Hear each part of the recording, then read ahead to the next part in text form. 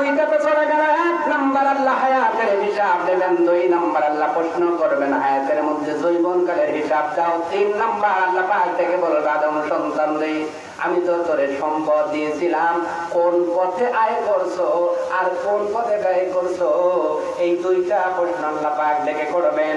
এবার অনেক মানুষ আনসার দিল আল্লাহ ওই 80 লাখ টাকা লাগাইছিলাম আর জীবনে কিছু করা লাগে না। এরকম লোক আপনাদের এলাকায় নাই।